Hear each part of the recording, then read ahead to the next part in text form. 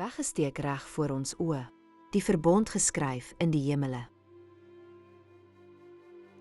Ek wil graag met julle die dringende waarheid deel, wat ons mense nie besef.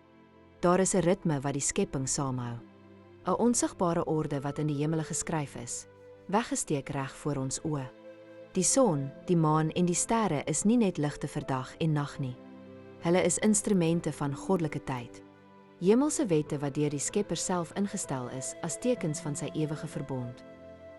In Jeremia 31, vers 35 tot 36 ons lees: So sê die Hemelse Vader, wat die son gee tot 'n lig bedags, die ordinansie van die maan en die sterre tot 'n lig snags, wat die see opskud sodat sy golwe bruis.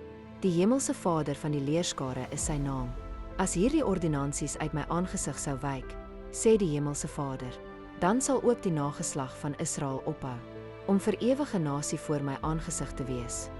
Dis nie prosataal of digkuns. Die Hemelse Vader verbind sy verbond met Israel aan die beweging van die hemele self.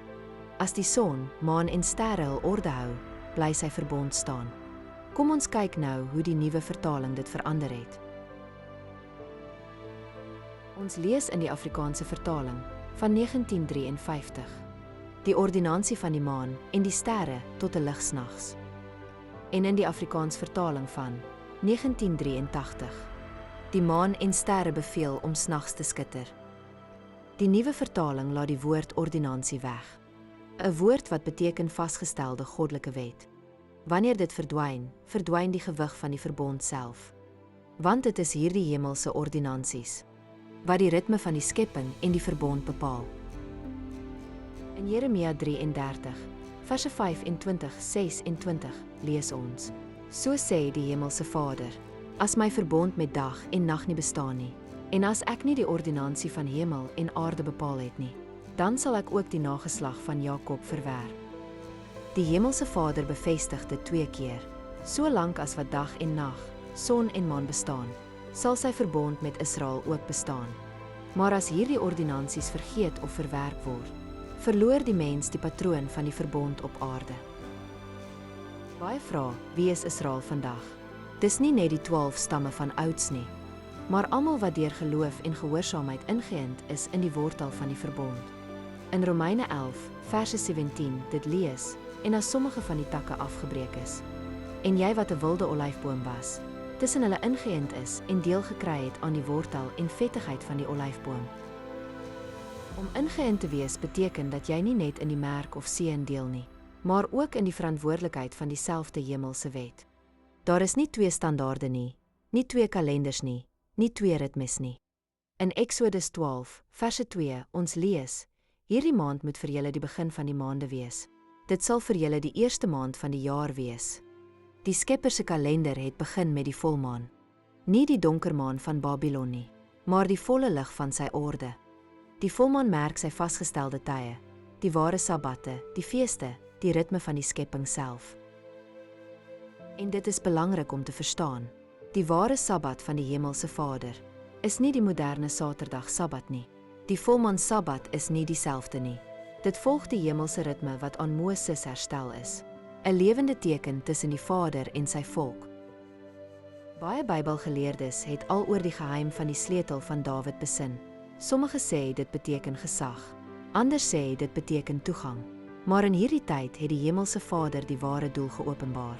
Dit ontsluit die orde van aanbidding en die verbondse ritme wat in die hemele geskryf is. In Jesaja 22, verse 22 ons lees: En ek sal die sleutel van die huis van Dawid op sy skouer lê. En hy sal oopmaak en niemand sal sluit nie. En hy sal sluit en niemand sal oopmaak nie. Hierdie sleutel ontsluit die begrip van die Sabbat, die feeste en die ware kalender van die hemel. Vasgelê lank voordat mense hul eie gemaak het. In Amos 9, verse 11-12 lees ons: Op die dag sal ek die vervalleheid van Dawid weer oprig en sy breuke toemessel. En ek sal sy pynhope oprig en dit bou soos in die ou dae, sodat hulle die oorblyfsel van Edom kan besit. En al die nasies oor wie my naam uitgeroep is, spreek die Hemelse Vader wat dit doen. Let op, die oorspronklike Hebreëse teks noem Edom. In latere vertalings is dit vertaal as die mensdom. Die twee betekenisse bots nie, hulle voltooi mekaar.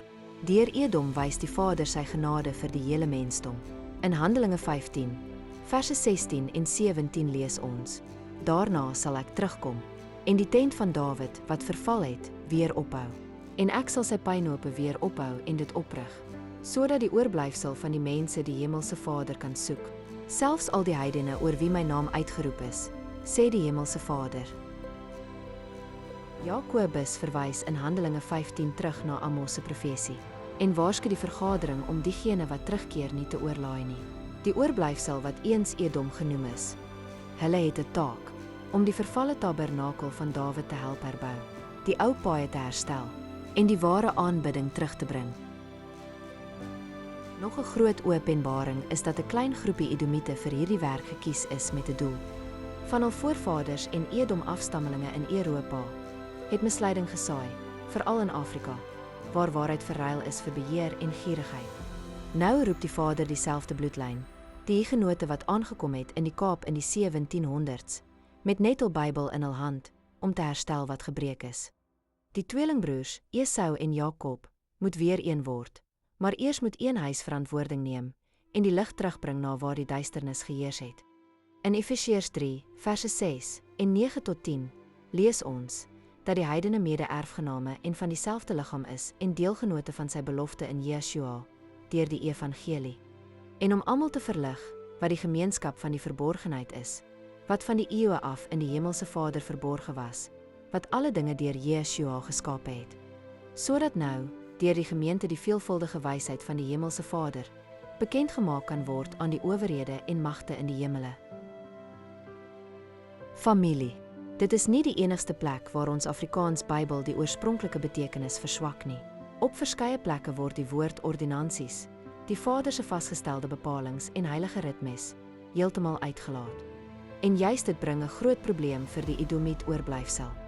Want Amos 9 vers 12 sê die oorblyfsel van Edom sal teruggebring word onder die huis van Dawid. Maar sonder die woord ordinansies besef hulle nie wat hulle moet herstel nie. Die Vader se kalender, sy vasgestelde tye, die ware sabbatritme en die feesdae wat deel is van die verbond. As ordinansies verdwyn die ritme wat hulle moet terugbring in belyning. Dit is nie 'n klein vertaalfout nie, dit is 'n koninkryksvraag. Die Edomiet oorblyfsel kan nie in hul profetiese roeping opstaan as die Vader se heilige tye vir hulle weggesteek is nie. Daarom sit ons dit nou terug op rekord. Herstel begin by die Vader se ordinansies, sy vasgestelde ritmes en sy ware kalender. Dit is waarom die sleutel van Dawid nou draai. Wanneer dit draai, ontsluit dit die hemelse ordinansies, die sabbatte, die feeste en die kalender van lig. Dit roep die oorblyfsel om hulle self weer af te sonder, om die aangewese tye van die Hemelse Vader te eer. Nie vir gerief nie, maar vir verbond. Die volmaan was die Vader se hemelse horlosie, sy handtekening van tyd en verbond. Toe die mens sy ordinansies verlaat, het ons buitepas met sy hart begin leef. Maar soos ons terugkeer na sy orde, die ritme wat in die hemel geskryf is, keer ons terug na die verbond self. Daar is nie twee koninkryke nie, nie twee stelle reëls nie. Nie een vir Israel en 'n ander vir die nasies nie.